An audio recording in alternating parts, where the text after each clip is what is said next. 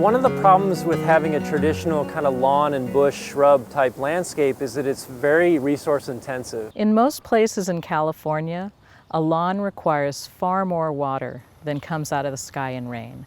So we end up putting a lot of water on our lawns. So it's important to remove lawns if you want to save money and reduce your water use. The initial European settlers brought their ideas on what the ideal landscape was from their European upbringing. So we have sort of lawn and bushes and well manicured, almost English country garden type look.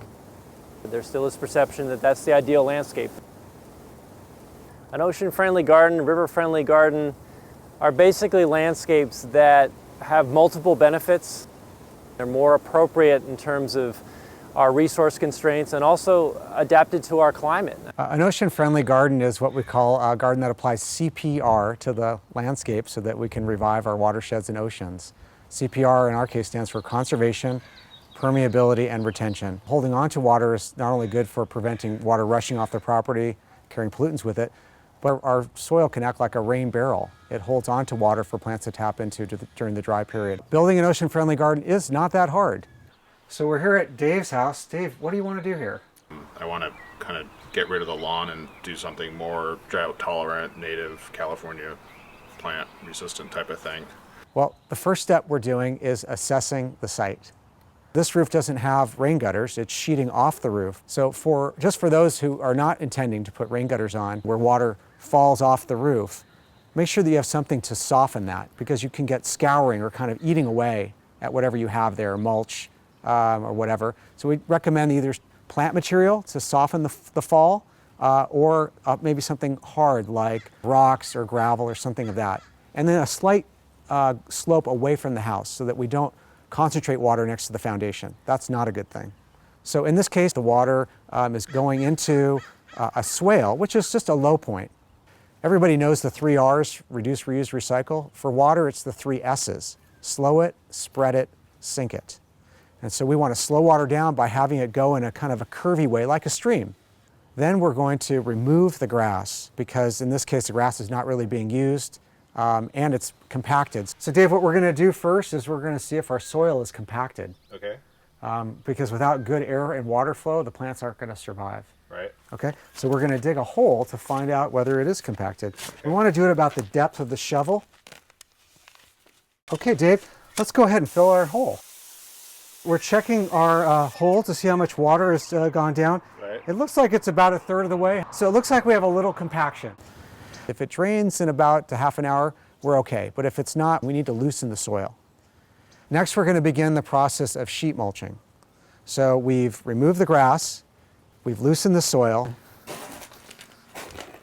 Now we want to make sure that there's life in the soil, because it's helping the plants get what they need.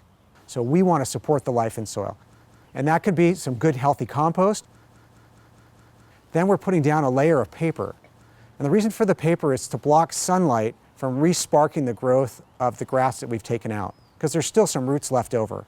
And if you block the sunlight, then photosynthesis can't happen. And then the paper breaks down, and that paper is actually food for the biology that we just put into the soil. And the last step is adding fresh tree trimmings. And you can get that from any tree trimmer. But if you can't, then go to the store and get something that is as close to fresh tree trimmings as you can. So we've layered the healthy biology, the paper, and the mulch. That's sheet mulching. Then we're going to put in the plants.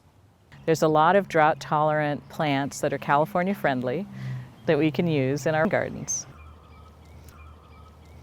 Either native or climate appropriate. It's okay to have plants that you eat from as well. I want to make sure that not only is the soil wet, but the soil and the plant is wet. Okay. So what we're going to do is we're going to dunk it in this bucket of water. All right, it's pretty much stopped its process. So we're going to set it off to the side here. And Dave, do you have a place where you'd like to put this plant? Maybe Right there, right in the middle? Sure. Yeah, that looks like a good spot. So we're going to pull the sheet mulching away. We're going to create a little hole, and we want to plant the plant just above the soil line, because we know that the soil is going to settle a little bit. If it's below the soil line, water is going to gather up and it'll rot it. So we'll take the plant, we'll loosen it around the pot area. We don't just yank it out. It slides out. We're going to put water in the hole first because we don't want any water being sucked out of that plant root ball. That's why plants tend to die when you plant them. Not enough water in the soil. So we put it in. We tamp around the area. Then we're going to put more water on to even ensure that there's a fully saturated plant. Then we're going to put the mulch back up. Don't crowd it right next to the plant. And then we're good to go. California landscape, a landscape that's more designed for our Mediterranean climate, is a lot more appropriate. It's a lot less resource intensive, and so it doesn't end up being a water quality issue as much as a conventional landscape. I think we can solve our water supply issues, water quality, solid waste reduction, flood control by making very simple changes. And every garden can do its part. Running out of breath from stolen phone calls. I want to know you better than I did before. So meet me in the courtyard and we'll watch the lightning.